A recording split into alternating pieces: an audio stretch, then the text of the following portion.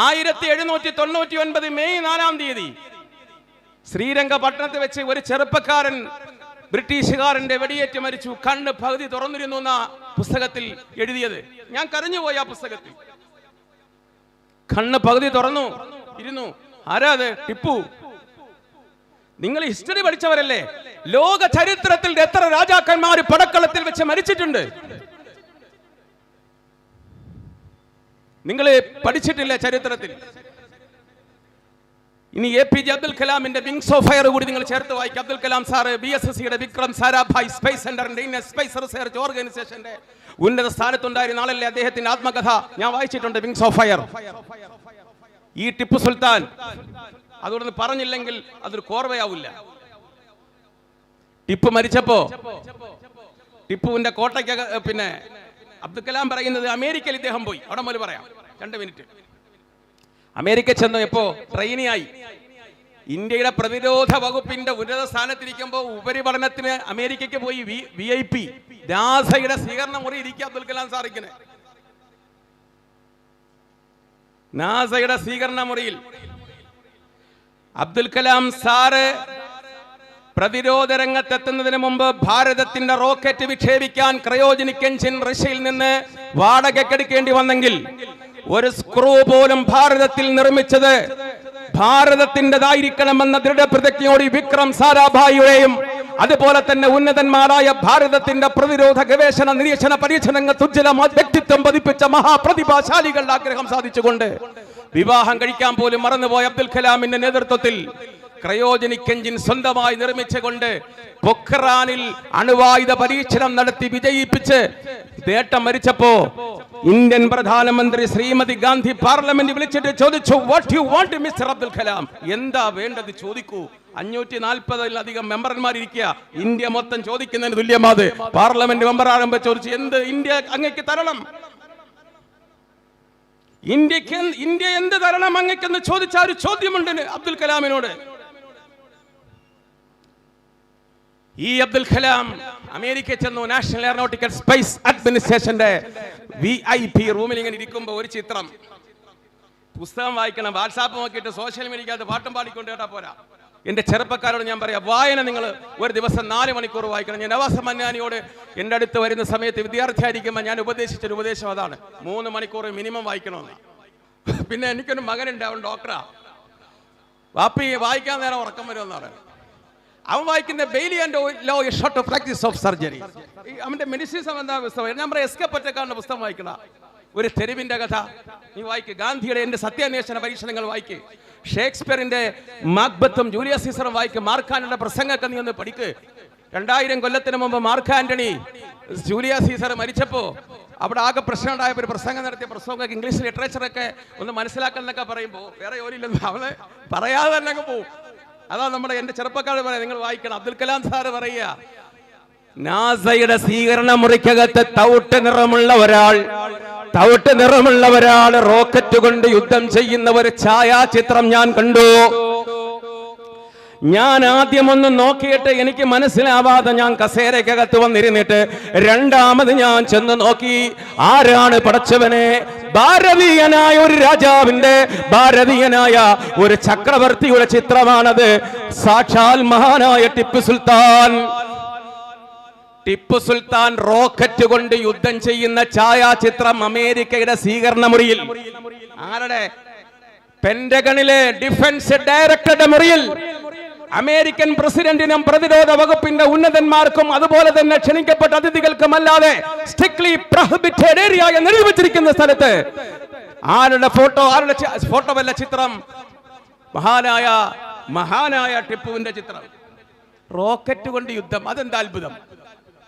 അബ്ദുൽ കലാം പറയാണ്, 1799 മെയ് 4 മരിച്ചു വീണപ്പോ ബ്രിട്ടീഷുകാര് നേരെ കോട്ടയ്ക്കകത്ത് കടന്നപ്പോ 600-900 റോക്കറ്റുകളും അനുബന്ധ ഉപകരണങ്ങളും കിടക്കുന്നു. ഇംഗ്ലീഷുകാർ പരസ്പരം ചോദിച്ചു, വാട്ട് ഈസ് ദിസ്? ഇതെന്താ? അവര് പറഞ്ഞു, ഒന്നുകിൽ ഇത് സ്റ്റീം കേക്ക് പുട്ടായിരിക്കും, ഇന്ത്യൻ പുട്ട്.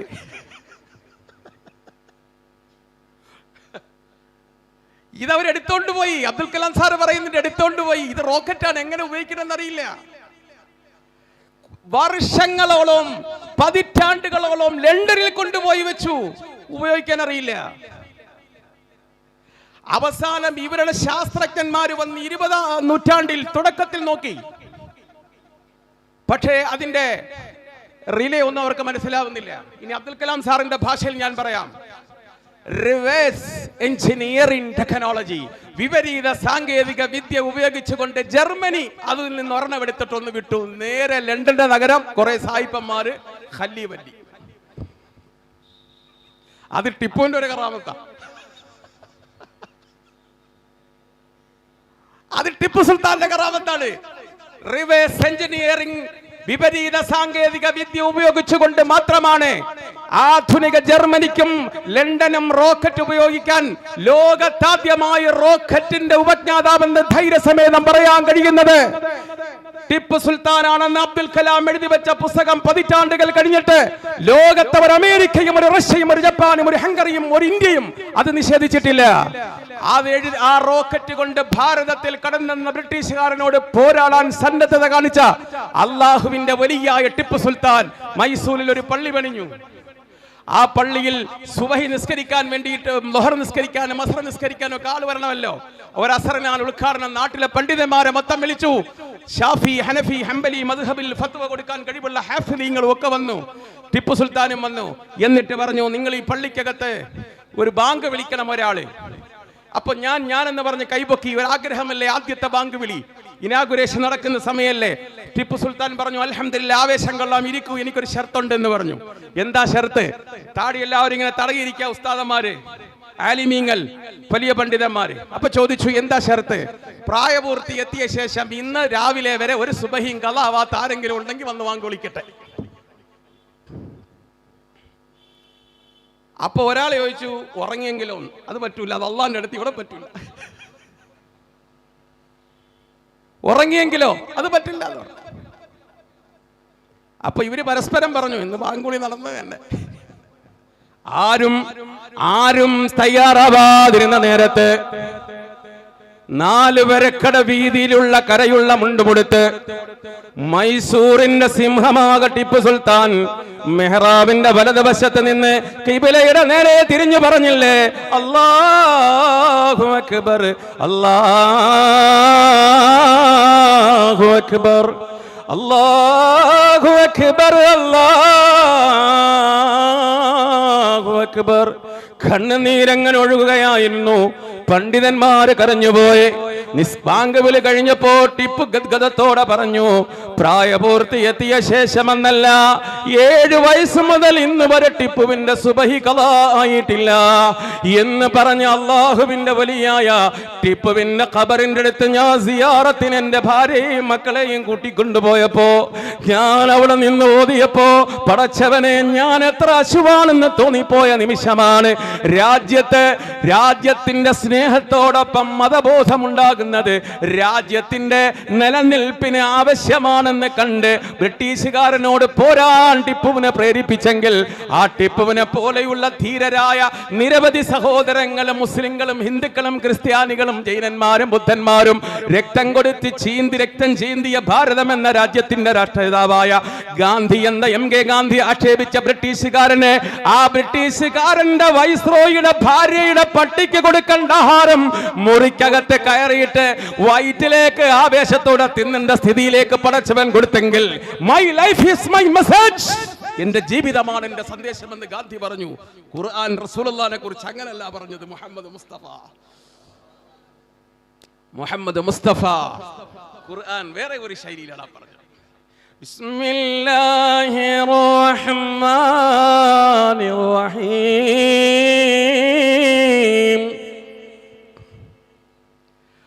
وكذلك جعلناكم أمة وسطا لتكونوا شهداء على الناس ويكون الرسول عليكم شهيدا.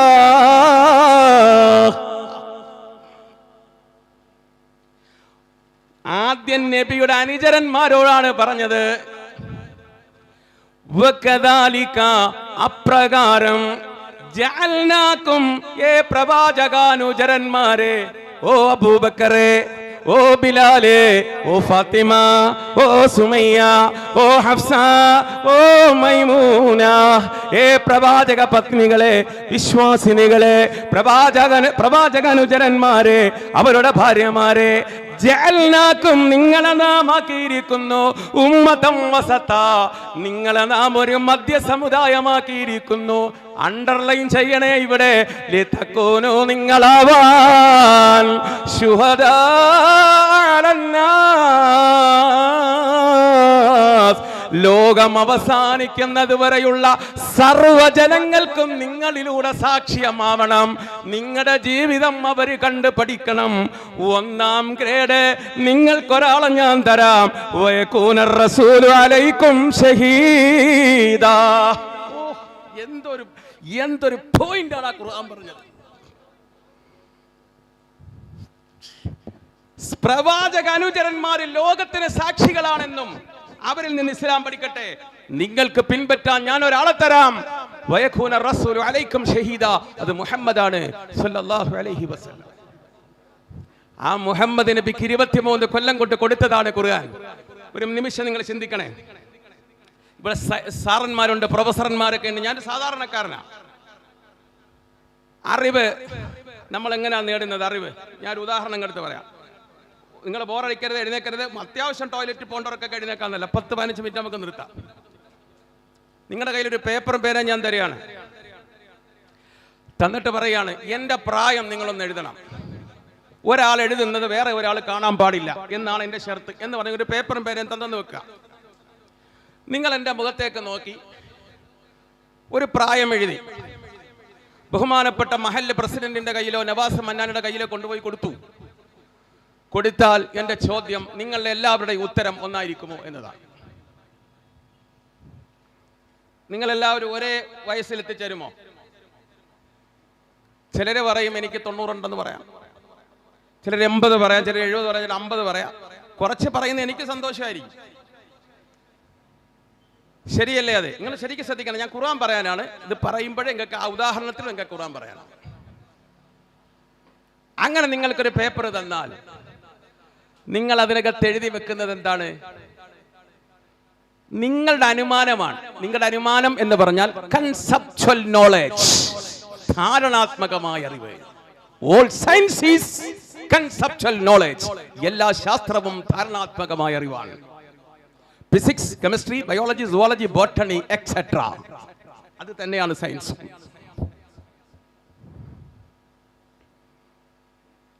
അല്ല നിങ്ങൾ പറയും ലോകത്തെ 4 ശക്തിയാണ്: ഗ്രാവിറ്റേഷൻ, ഗുരുത്വാകർഷണം, electromagnetic power, strong force and weak force. ഫിസിക്സിന്റെ തിയറി അതാണ്. ഒരാറ്റം അതിന്റെ ഉള്ളിലേക്ക് ഇറങ്ങി ചെല്ലുമ്പോ ന്യൂട്രോൺ, ഇലക്ട്രോൺ, എന്റെ പടച്ചോനെ എല്ലാം ഇടത്തുനിന്ന് കറങ്ങുക, കഅബത്ത് തവാഫ് ചെയ്യുന്ന പോലെ. അതിന്റെ സീക്രട്ട് ഇതുവരെ അത് പിന്നെയും വിഭജിച്ചു. ആന്റി കോർക്ക് ആന്റി കോർക്ക് കണ്ടെത്തിയിട്ടില്ല ഇപ്പോഴും. അതിന് കണ്ടെത്തുന്നവർക്ക് നോബൽ സമ്മാനം കൊടുത്ത് തീർന്നിട്ടില്ല. ഇനിയും അടുത്ത വർഷം വീണ്ടും കൊടുക്കാൻ കാത്തിരിക്കുകയാണ് അതിന്റെ വക്താക്കൾ. ഇതല്ലേ കൺസെപ്ച്വൽ നോളജ്, ധാരണാത്മകമായ അറിവാണ് ശാസ്ത്രം. ശാസ്ത്രമില്ലെങ്കിൽ ഈ മൈക്കില്ല. ഞാൻ അവരെ അഭിമാന പുരസ്സരം ബഹുമാനിക്കുന്നു, എല്ലാ സയന്റിസ്റ്റുകളെയും. വിശിഷ്യ ഭാരതത്തിന്റെ ശാസ്ത്രജ്ഞന്മാരെ ഞാൻ അഭിനന്ദിക്കുന്നു. എനിക്കും എന്നെ പോലുള്ളവർക്കും പ്രചോദനമുണ്ടാകാൻ എൻ്റെ രാജ്യം എല്ലാ സഹോദരങ്ങളും സ്നേഹത്തോടെ, അമ്പലവും പള്ളിയും എല്ലാമുള്ള ഈ നാട് സ്നേഹത്തോടെ കഴിയേണ്ട മാം തെരി ഗോദി മെയിം ഹൈ ബസ്താ മേരാ സച്ചാ സ്വർഗ്ഗതാം ഹേ ഭാരതമാം തുച്ഛക്കോ പ്രണാം എന്ന് നമ്മൾ പഠിക്കുന്ന ഭാരതത്തിന്റെ ഉജ്ജ്വലമായ ആ സംസ്കാരം നിലനിർത്താൻ 4500 വർഷത്തിലധികം ചരിത്ര പാരമ്പര്യമുള്ള ഭാരതത്തിന്റെ പൈതൃകത്തെക്കുറിച്ച് പഠിച്ചവർ ഏതൊരു രാജ്യത്തെക്കുറിച്ച് ലോകത്തിന്റെ മഹത്തായ സംസ്കാരത്തിന്റെ നാടെന്ന് പറയാൻ കഴിയുമോ? അത് ഇന്ത്യയാണെന്ന് വിൽ ഡ്യൂറന്റിനെ കൊണ്ട് പറയിപ്പിച്ച ഭാരതം എന്ന പരിശുദ്ധമായ നാട്. ആ നാടിൽ അഭിമാനം കൊള്ളുന്നു. പക്ഷേ ശാസ്ത്രം എന്നത് അന്തിമ വാക്കല്ല. എങ്കിൽ ഒരു ട്രൂത്ത് വേണ്ടേ? കൺസെപ്ച്വൽ നോളജിനപ്പുറം 100% ട്രൂത്തായ ഒരു അറിവ് വേണ്ടേ? അതാണ് വഹ്യ്, അതാണ് പ്രവാചകന്മാർ അറിവ്. ആ അറിവാണ് ഖുർആൻ. നോക്കിയോളൂ. ബിസ്മില്ലാഹിർ റഹ്മാനിർ റഹീം. ഇന്നാ ഔഹൈനാ ഇലൈക കമാ ഔഹൈനാ ഇലാ നൂഹി വന്നബിയ്യീന മിൻ ബഅദി وأوحينا إلى إبراهيم وإسماعيل وإسحاق ويعقوب والأسباط وعيسى وأيوب ويونس وهارون وسليمان وآتينا داوود زبورا. ഇത് സൂറത്തു നിസാ അല്ലേ? ഹാഫിളോട് ഇരിപ്പുണ്ട്. ഞാൻ തെറ്റി പറഞ്ഞ മുസ്ലിയാർ എന്നെ അറസ്റ്റ് ചെയ്യും. കായംകുളത്തുനിന്ന് വന്നിട്ട് ഇവിടെ തെറ്റോതാൻ പറ്റൂല, മുസ്ലിയാരെ പിടിക്കുമെന്നാ പറഞ്ഞു. അർത്ഥം എന്താ പറയുക? കൺസെപ്ച്വൽ നോളേജിനെ തിരുത്തുക. അവിടെ നിങ്ങൾ ശരിക്കും ശ്രദ്ധിച്ചോണം. ഈ ഖുർആൻ എന്ന് പറയുമ്പോൾ വല്ലാത്തൊരു സാധനം. ഇന്നാ ഔഹൈനാ ഇലൈക, ഓ മുഹമ്മദ് നബിയെ അങ്ങക്ക് നാം തന്നത് വഹിയാണ്. അത് കൺസെപ്ച്വൽ നോളേജ് അല്ല, ധാരണാത്മകമായ അറിവല്ല, അത് 100% സത്യമായ അറിവാണ്. കമാ ഔഹൈനാ ഇലാ നൂഹ്, നൂഹ് നബിക്കും ഇതുപോലെ നാം കൊടുത്തിട്ടുണ്ട്. വൗഹൈനാ നാം നൽകിയിട്ടുണ്ട് ഇലാ ഇബ്രാഹിം, അങ്ങയുടെ പിതാമഹനായ ഇബ്രാഹിമിനും, ഇസ്മായിലും ഇസ്ഹാക്കിനും യാക്കൂബിനും അവരുടെ മക്കൾക്ക് നാം കൊടുത്തിട്ടുണ്ട്. ഇവർക്കെല്ലാം നാം ഇതുപോലെ തന്നെ കൺസെപ്ച്വൽ നോളേജ് അല്ലാത്ത ട്രൂത്തായ അറിവ് കൊടുത്തിട്ടുണ്ട്. 100% സത്യമായ അറിവ് കൊടുത്തിട്ടുണ്ട്. പക്ഷേ അത് മുഴുവനും നാം കൊടുത്തിട്ടില്ല. നാം ഉദ്ദേശിച്ചത്രയും കൊടുത്തിട്ടുണ്ട്, പക്ഷേ അത് ദിവ്യ സന്ദേശമാണ്. ദാവൂദിന് സബൂർ എന്ന ഗ്രന്ഥവും നാം കൊടുത്തിട്ടുണ്ട് ഖുർആൻ. അപ്പൊ മുഹമ്മദ് നബിക്ക് കൊടുത്ത എന്താ? ദിവ്യ സന്ദേശമാ. അപ്പോ ശാസ്ത്രത്തിന് തെറ്റുപറ്റിയാൽ തിരുത്താൻ വഹീന് കഴിയണം. കഴിയണ്ടേ? നിങ്ങൾ നോക്കിയാ, ഞാൻ ചോദിക്കാണ്, റഷ്യയിൽ ഇരിക്കുന്ന മുസാഫ് 13 നൂറ്റാണ്ട് പഴക്കമുണ്ടെന്ന് പറഞ്ഞല്ലോ. ഒരു ഉമ്മയുടെ ഗർഭപാത്രത്തിനകത്ത് ഒരു ഭ്രൂണം, ഒരു പെണ്ണിന്റെ ഗർഭപാത്രം എന്ന് പറഞ്ഞാൽ 50 ഗ്രാം തൂക്കേ ഉള്ളൂ കേട്ടോ. അത്ര വെയിറ്റ് ഒന്നുമില്ല. വലിപ്പം ഒരു തള്ളവിരലും ചൂണ്ടുവിരലും ചേർത്ത് വെച്ച അത്ര വലിപ്പമുണ്ട്, അത്രേ ഉള്ളൂ ഈ ഗർഭപാത്രം എന്ന് പറഞ്ഞ സാധനത്തിന്. ഇതിന് 3 അറിയാ: ആംനിയോൺ, ഖോറിയോൺ, ഡിസിഡുവ. ഇതിനകത്താണ് ഭ്രൂണം വളരുന്നത്. ആംനിയോൺ, ഖോറിയോൺ, ഡിസിഡുവ. സുട്ടുടുവയല്ല, ഡിസിഡുവ. 3 അറ. ഡാർക്കാണ്, ഇരുട്ടാണ്. പ്രതിരോധ ശേഷിക്ക് വേണ്ടി കൊടുത്തതാ. നിങ്ങൾ ഒരു ആയത്ത് നോക്കിക്കേ. യഖ്ലുഖുകും ഫീ ബുത്തൂനി ഉമ്മഹാത്തികും ഖൽഖൻ മിൻ ബഅദി ഖൽഖിൻ ഫീ ദുലുമാത്തിൻ ഫലാസ. മാതാവിന്റെ ഗർഭപാത്രത്തിൽ 3 ഇരുട്ടറയിൽ നാം നിങ്ങളെ സൃഷ്ടിച്ചു. നിങ്ങൾ തന്നെ പറ, ഏതാ ഇരുട്ടറ? നിങ്ങൾ തന്നെ പറ. ഇപ്പോ സയൻസ്, എന്റെ മോന്റെ പുസ്തകത്തിൽ ഞാൻ കണ്ടു, ആംനിയോൺ, ഖോറിയോൺ, ഡിസിഡുവ. 3 ഇരുട്ടറ കിടക്കുന്നു. അവിടെ പോട്ടെ. ഒരു സ്ത്രീക്ക് X ക്രോമസോമും പുരുഷന് Y ക്രോമസോമും. കുട്ടി ആണും പെണ്ണും ഉണ്ടാവുന്ന എങ്ങനെ? ഒരു പെണ്ണൊരു കുഞ്ഞിനെ പ്രസവിച്ചു, നമുക്ക് സന്തോഷമാണ്, നമ്മൾ പേര് വിളിച്ചു, സന്തോഷമാണ്. കൊച്ചേതാണ്? പിന്നെ ചോദിക്കുന്നത് എന്താ? പ്രസവിച്ചിട്ടോ? എന്താ കുട്ടി? ആണ്. ഇടോ, ആണും പെണ്ണോ ആകുന്ന എങ്ങനാ? അത് പെണ്ണോ ആണോ ഉത്തരവാദി? ചില ആണുങ്ങള് ഭാര്യ പ്രസവിച്ചു, എന്താ കുട്ടി? ആദ്യത്തെ കുട്ടി പെണ്ണ്. അടുത്ത പ്രാവശ്യം ആണിനെ കിട്ടും. അടുത്ത പ്രാവശ്യം അവളെ പ്രസവിച്ചു, എന്താ കുട്ടി? പെണ്ണ്. സ്വർണത്തിന് 64,000. ഇതെങ്കിലും പഠിച്ചവനെ വയൽ തുറന്ന മുസ്ലിയാരെ കൊണ്ട് ദ്വാരപ്പിച്ചു. ഒരാൺകുട്ടിയാവണം, അള്ള തീരുമാനിക്കണ്ടേ മുസ്ലിയാരെ ദ്വാരന്നാലും. 3ാമത് പ്രസവിക്കുന്നതും കാത്തിരിക്കുക, പഠിച്ചവനെ എനിക്ക് ആൺകുട്ടി ഉണ്ടാവണേ. പക്ഷെ അപ്പോഴും പറ്റൂ, എന്ത്? പെണ്ണ്. അവസാനം ഇവന് പെണ്ണിനെ കാണുമ്പോ, ഭാര്യയെ കാണുമ്പോ ഒരു ചുളിവ്. അതിന്റെ അർത്ഥം എന്താ? നീ പെണ്ണിനെ പറ്റി നടന്നോ? ഏട്ടോ, അതിന്റെ റെസ്പോൺസിബിലിറ്റി ആരാ? സയൻസ് പറയട്ടെ, പെണ്ണോ നീയോ? പുരുഷന്റെ, ഒരു ആരോഗ്യവാനായ ഒരു പുരുഷൻ ഒരു സമയത്ത് വിസർജിക്കുന്നവന്റെ ശുക്ലം 3/4 മില്ലിലിറ്റർ ആണ്. 3/4 മില്ലിലിറ്ററിൽ 1 മില്ലിലിറ്ററിൽ 2 കോടി ബീജാണുക്കൾ വേണം, എങ്കിലേ അവന് കുട്ടി ഉണ്ടാവില്ല. കൗണ്ടിങ് ഇല്ല എന്ന് പറയും ഡോക്ടർമാർ, മരുന്ന് കൊടുക്കും.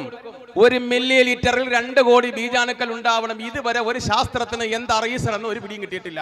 പടച്ചവനെങ്ങാണം ഒരു സമയത്ത് വിസർജിക്കുന്ന ശുക്ലത്തിൽ 6 കോടി ബീജാണുക്കൾക്ക് ജന്മം കൊടുത്താൽ ഒരു പെണ്ണ് പ്രസവിക്കുന്നത് 6 കോടി മക്കൾ. എത്ര റേഷൻ കാർഡ് വേണ്ടി വരും? മൊത്തം BPL താഴെ കൊടുക്കേണ്ടി വരില്ലേ? ബാക്കി എല്ലാത്തിനെയും ഗർഭപാത്രത്തിൽ വെച്ച് നശിപ്പിക്കും. പുരുഷ ബീജത്തിൽ 2 ഘടകമാണ് XY. ഉരുണ്ട തല, നടുവിൽ ശക്തിയുള്ള ഉടൽ, വാല് വേഗത്തിൽ ചലിക്കുന്നത്, അതാണ് Y. ഉരുണ്ട തല, നടുവിൽ ഉടൽ, വാല് Y അപേക്ഷിച്ചുകൊണ്ട് ചലനശേഷി കുറവുള്ളത്. ഇവൻ വിസർജിക്കുന്ന സമയത്ത് ഇവന്റെ ശുക്ലത്തിൽ നിന്ന് X ആണ് സ്ത്രീയുടെ അണ്ടത്തിൽ പോകുന്നെങ്കിൽ X+X is girl, പെണ്ണാണ്. അപ്പൊ അവന്റെ ഭാര്യ 5 പെറ്റതിന്റെ ഉത്തരവാദി ആരാ? ഇവൻ. എന്നിട്ട് ഇവൻ മുഖം ചുളിക്കുക. ഇവന് നേരെ തിരിച്ചല്ലേ പറയേണ്ടത്? ഏതോ ഇപ്പൊ ശാസ്ത്രം പഠിക്കുന്നത് ഇസ്ലാമിന്. ഇത് ഖുർആൻ പറഞ്ഞു പോയടോ, ആണും പെണ്ണും വേർതിരിക്കുന്നത് പെണ്ണല്ല പുരുഷന്റെ ഘടകമാണെന്ന്. 1400 കൊല്ലത്തിന് മുമ്പ് ചെങ്കടലിന്റെ തീരത്ത് കൂടി ഇഴഞ്ഞു പോകുന്ന കടഞ്ഞണ്ടുകളെ കമ്പി കൊണ്ട് കുത്തിയെടുത്ത് ചുട്ടുതിന്ന് പാതിരാത്രിയിൽ മദ്യം വിളമ്പുന്ന പെണ്ണിന്റെ പാദസരത്തിന്റെ കിലുക്കത്തിന് താളം കൊടുത്ത് നിലാവിന്റെ നിറം നോക്കി പാട്ടുപാടി അറബികളുടെ മുമ്പിൽ വെച്ച് ഒരു സർവകലാശാല ബിരുദം നേടിയിട്ടില്ലാത്ത അറബി ഭാഷയുടെ പ്രാഥമിക ജ്ഞാനം പോലും പഠിച്ചിട്ടില്ലാത്തൊരു പ്രവാചകൻ അഷ്റഫുൽ ഖൽഖ് മുഹമ്മദ് മുസ്തഫ സല്ലല്ലാഹു അലൈഹി വസല്ലം പഠിപ്പിച്ചു പോയി. ആ പഠിപ്പിച്ചു പോയ പ്രവാചകൻ വഅന്നഹു ഖലഖ സൗജൈനി ദക്കറ വൽ ഉൻസ മിൻ നുത്ഫത്തിൻ ഇദാ തുംന. ഉസ്താദിനോട് ചോദിക്കൂ, പുരുഷൻ വിസർജിക്കുന്ന ഇന്ദ്രിയമാണ് ആണും പെണ്ണേയും വേർതിരിക്കുന്നത്, പെണ്ണല്ല എന്ന് പറഞ്ഞു പോയി മുഹമ്മദ് മുസ്തഫ ഖുർആനിലൂടെ സല്ലല്ലാഹു അലൈഹി വസല്ലം. അപ്പൊ നിങ്ങൾ പറ, ശാസ്ത്രത്തെ തിരുത്താൻ ട്രൂത്തിന്റെ അറിവിനെ പറ്റൂ, അത് അല്ലാഹുവിന്റെ റസൂൽ. അപ്പൊ അല്ലാഹു എല്ലാ അറിവും പറയോ? ഇല്ല, അവൻ ദേശാല കൊടുക്കുന്നു. ഖുർആനകത്തൊരു തെറ്റിക്കും കണ്ടു എടുക്കാൻ പറ്റുമോ? ഒരിക്കലും യൂറോപ്യന്മാര് ഖുർആൻ എടുത്തിട്ട് തെറ്റ് കണ്ടുപിടിച്ച്. എന്താണെന്നറിയോ? നിങ്ങൾ കേട്ടോ, ഒരു തെറ്റ് അവർ കണ്ടെത്തുക. ഹാമാൻ എന്ന് പേരുള്ള മൂസായുടെ കാലത്ത് ഒരു മന്ത്രി ഉണ്ടായിരുന്നു എന്ന് ഖുർആൻ. മൂസാ നബി അലൈഹിസ്സലാമിന്റെ കാലത്ത് ഫറോവയുടെ ഒരു മന്ത്രിയായിരുന്നു ഹാമാൻ. ഖാല ഫിർഔനു യാ ഹാമാൻ, ഫിർഔൻ പറഞ്ഞു, ഹാമാനെ നീ കെട്ടിടങ്ങൾ നിർമ്മിക്കുക. മറ്റ് വേദഗ്രന്ഥത്തിലുള്ളത് ബാബിലോണിയയിലെ ചക്രവർത്തിയുടെ മിനിസ്റ്റർ ആണെന്നാണ്. മുഹമ്മദ് ബൈബിള് കോപ്പി അടിച്ചപ്പോ വന്ന തെറ്റാണെന്ന് ഒറിയലിസ്റ്റുകൾ പറഞ്ഞപ്പോ 1799 ഫ്രഞ്ചിന്റെ ഭരണാധികാരി നെപ്പോളിയൻ ബോണപ്പാർട്ട് അലക്സാൻഡ്രിയക്കടുത്ത് റോസറ്റ എന്ന് പറഞ്ഞ സ്ഥലത്ത് നിന്നൊരു കല്ല് കണ്ടെത്തി. ഞാൻ ഈജിപ്തിൽ പോകുമ്പോൾ പോണം കേട്ടോ, റോസറ്റ സ്റ്റോൺ. ഇപ്പൊ വിയന്ന മ്യൂസിയത്തിലുണ്ടത്. 1799 ഫ്രഞ്ച് ഭരണാധികാരി നെപ്പോളിയൻ ബോണപ്പാർട്ട് ഈജിപ്റ്റ് പിടിക്കുന്നത്. പിടിച്ചപ്പോ റോസറ്റ എന്ന് പറഞ്ഞ ഒരു സ്ഥലത്ത് ഒരു കല്ലെടുത്തപ്പോ 3 ലാംഗ്വേജിൽ എന്തോ എഴുതിയിട്ടുണ്ട്. 3 ലാംഗ്വേജിൽ എന്തോ എഴുതി വെച്ചിരിക്കുക അതിനകത്ത്.